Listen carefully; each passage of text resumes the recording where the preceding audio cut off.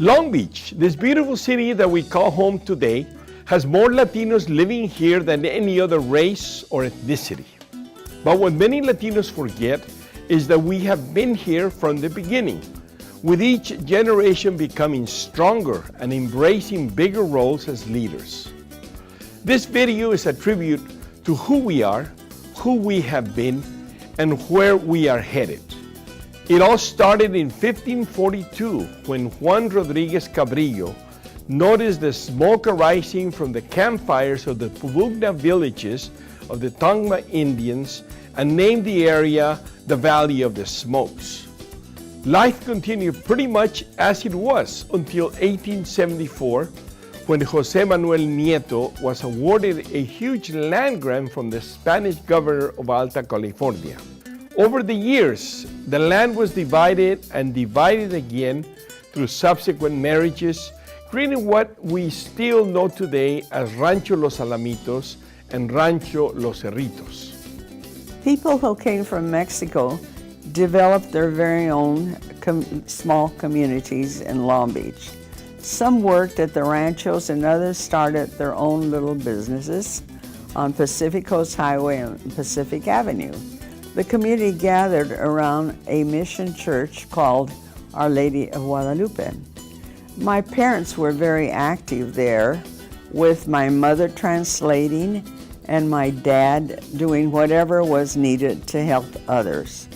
One big problem during the Depression was that when people died, there was no money for a burial.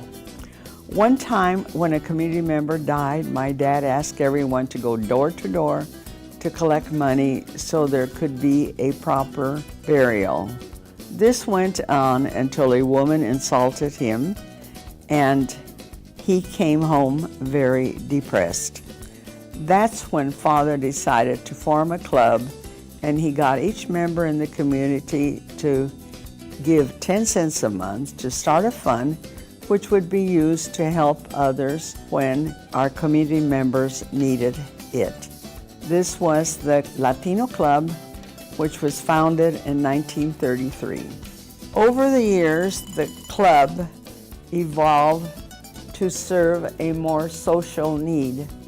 I remember my years as a young lady going to beautiful balls. Dancing was the thing. While Long Beach from then until the 1960s saw many changes, including the opening of the Pike, the building of the Naval Shipyard, the growth of the Port of Long Beach, and McDonnell Douglas, the Latino population remained small and mostly silent. That is until 1968, when a cry for inclusion and change was heard throughout the nation. Here in Long Beach, the call to leadership was not only instant, but also contagious. With the Civil Rights Movement and the 1968 student walkouts at Poly High School, protesting the lack of Latino faculty and relevant curriculum, a new Chicano movement took place, as many of these students went on to Long Beach State and took up the mantle of leadership. During the late 1960s and 70s, Long Beach saw the rise of Centro de la Raza, followed by two chapters of the League of United Latin American Citizens, the Chicano Caucus and Centro CHA. We were the first generation to go to college and to start dreaming and working towards becoming leaders of not just Latino community, but for all the residents of Long Beach. Our desire to contribute and make our community better was what drove us to succeed. In 1975, when Henry Taboada was hired as the Long Beach first affirmative action officer, a new generation began taking key professional and political roles throughout the city. Henry really was a trailblazer. Not only was he the first Latino to serve in a high-ranking position in the city, but he also rose to become the first and only Latinos to serve as Long Beach City Manager. Those years we saw so many of our colleagues appointed to key positions, with all of them except myself being the first to reach these high plateaus. Diana Bonta as head of the Long Beach Health Department, a position I would also serve in after her. Mario Baez as Executive Director of the Civil Service Department. Bob Torres as the Director of Financial Management. Larry Herrera as city clerk, David Segura as deputy city fire chief, and the list goes on, with Robert Luna today serving as our chief of police and Gonzalo Medina as chief of marine safety. But it wasn't just as city employees that our voice as Latinos was being heard.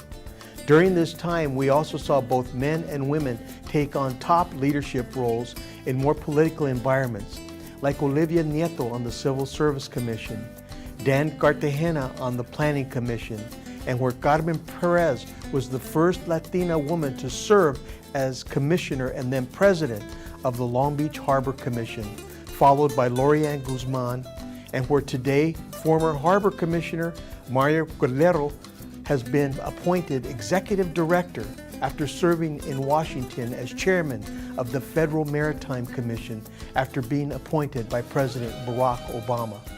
All these appointments would never have been possible without the rise of Latinos to political office, where their voices and leadership opened doors once thought to be closed.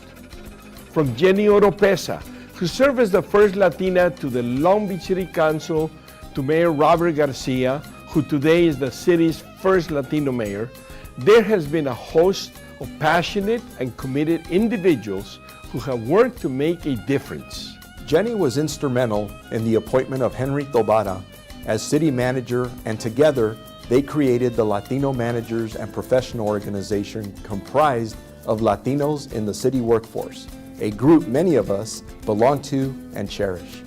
But this was not the end of Jenny's contribution, as she went on to serve in the State Assembly and State Senate until her untimely death. But now that the door has been opened, others join the call to serve their community. Toña Reyes Uranga, Robert Garcia, Lina Gonzalez, and Roberto Uranga as City Council members. Eloy as Superintendent of Long Beach City College, and now as Chancellor of the State Community Colleges, as well as Ricardo Lara, who today represents parts of Long Beach as our state senator. When I see the list, it gives me so much pride to call Long Beach home. Our history here in Long Beach is one all of us can be proud of. As Latinos, our individual and collective voices, as well as our culture, are an essential part of our city's diversity. All you need to do is look around and see not just our past, but our future, as organizations and institutions like Molina Healthcare, the Museum of Latin American Art, the Regional Hispanic Chamber of Commerce, and of course, Centro CHA, continue to celebrate and cultivate our next generation of leaders. As we say in Spanish, sí se puede. And to Jessica Quintana and the entire Centro CHA team, thank you for your service and congratulations on this special 20th anniversary.